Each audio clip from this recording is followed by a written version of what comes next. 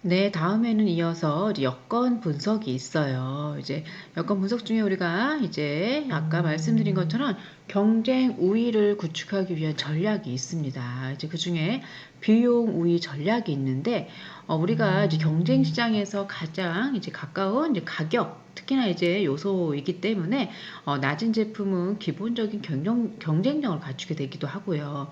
그래서 비용 우위 전략은 적극적인 투자와 대량 상승에 의한 규모, 또 경제를 실현하고자 하는 시장 규모를 확대시킴으로써 시장 점유율이라든지 또 경험 효과에 의해서 경쟁 회사가 보다 낮은 비용으로 시장에서 지위를 확보한다는 것이기도 합니다.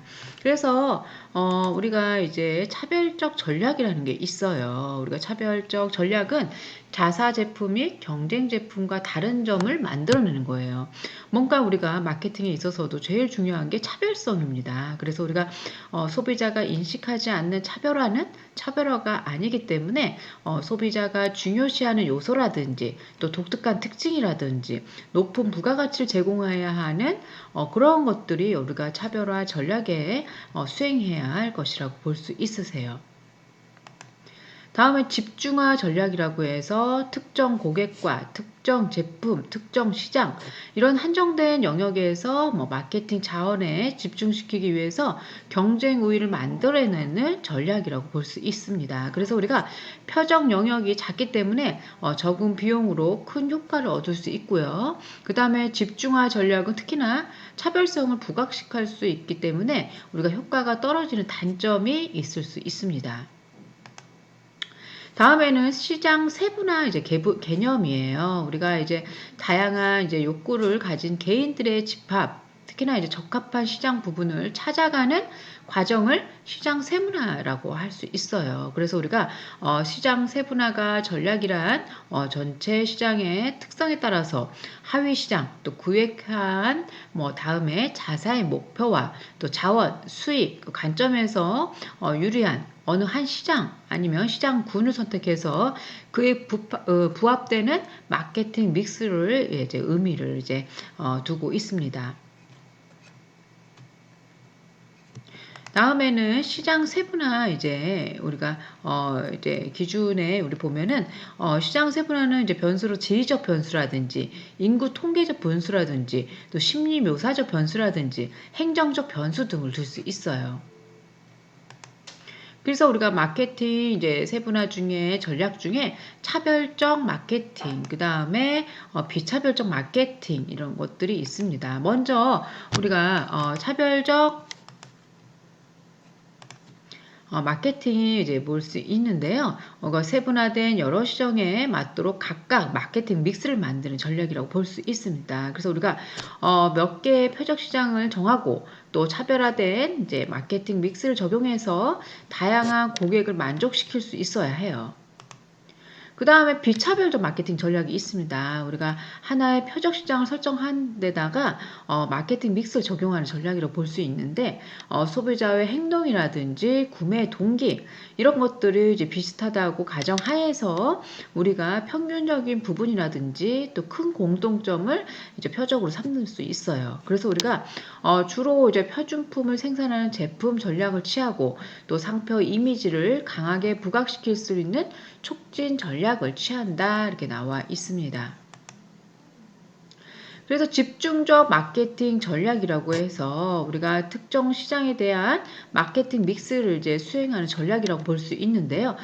대부분 이제 경영 자원에 집중을 이제 해야 하는데, 대부분 이제 기업의 자원이 부족해서 전체 시장을 지배하기 힘들 때, 특히나 이제 설정된 시장에 맞는 전문적인 마케팅 믹스로 고객의 욕구를 만족시켜서 시장 점유율을 높일 수 있다는 그런 장점을 가지고 있습니다.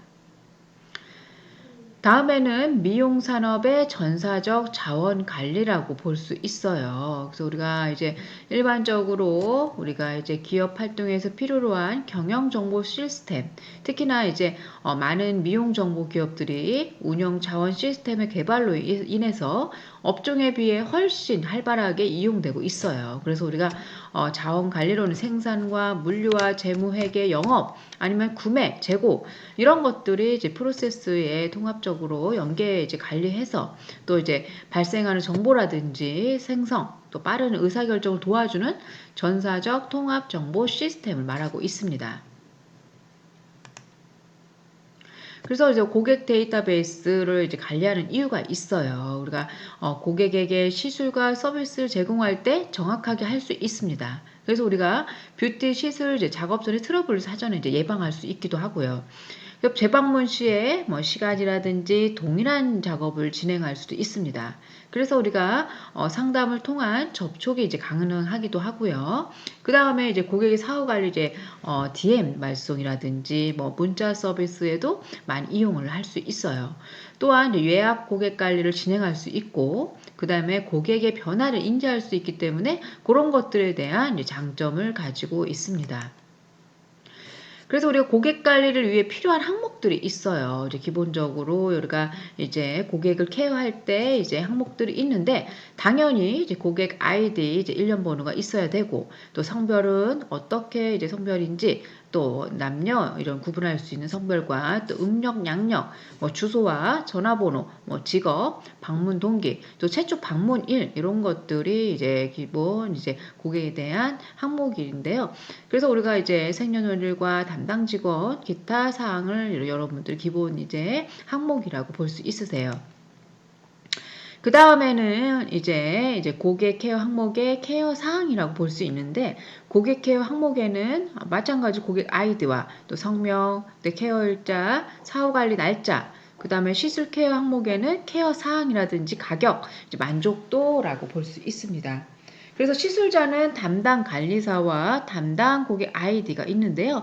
또 예약 관리 이런 것도 보면 우리가 이제 사항에 접수 일자라든지 일시와 일자, 방문 날짜, 예약 시간 이런 것들이 이제 케어 사항이라고 항목에 이제 들어간다고 볼 수 있으세요.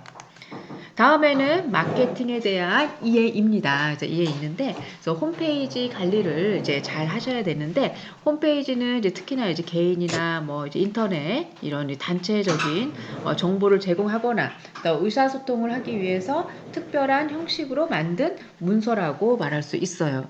그래서 우리가 웹 사용자가 이제 각각의 웹사이트에 들어갈 때 처음으로 나타나는 문서를 말하기도 하고, 또 홈페이지에서 주로 웹 서버를 구축한 기간이라든지 개인에 대한 간략한 소개가 실려 있습니다. 그래서 우리가 홈페이지 관리가 정말 우리 마케팅에 있어서 중요합니다. 그래서 우리가 홈페이지 이제 이거에 대한 이제 이미지도 많이들 이제 생각해 보셔야 되고요. 다음에 블로그 관리예요. 저도 이제 기본적으로 여러분들이 이제 살롱을 할 때 블로그도 이제 우리가 웹 로고 이런 합친 낱말이기 때문에 스스로 가진 느낌이라든지 품어오던 생각, 또 알리고 싶은 견해, 주장 이런 앱에서나 일기처럼 차곡차곡 적어 올려서 이렇게 사람들에게 보고 읽을 수 있게 이제 열어놓은 이런 글들의 모음이라고 볼 수 있어요. 그래서 보통 시간의 순서대로 가장 최근에 글부터 이제 보이긴 하는데 특히나 이제 글 쓴 시간을 수정할 수 있는 블로그의 경우에는 시간을 고쳐 글 순서를 바꿀 수 있어요. 그래서 여러 사람이 쓸 수 있는 게시판과는 달리 이제 우리가 한 사람 혹은 몇몇 소수의 사람만이 글을 올릴 수 있습니다. 그래서 우리가 블로그 관리도 중요합니다. 다음은 홍보용 POP 제작 관리예요. 우리가 개성이 강하게 이제 다양한 차별화되고 있는 이제 시점에서 현장에 직접 최종 소비자의 구매 시점을 유도해서 판매하는 광고가 필요합니다. 그래서 우리가 POP라고 해서 구매 시점 광고라고 볼 수 있는데요. 특히나 이제 소매점의 점포 안의 점두에 여러 가지 형태로 나타나는 광고 메시지를 말하고 있습니다. 그래서 우리가 홍보용 POP 제작 관리도 이렇게 우리가 필요하다는 거. 자, 다음에 또 이어서 하겠습니다.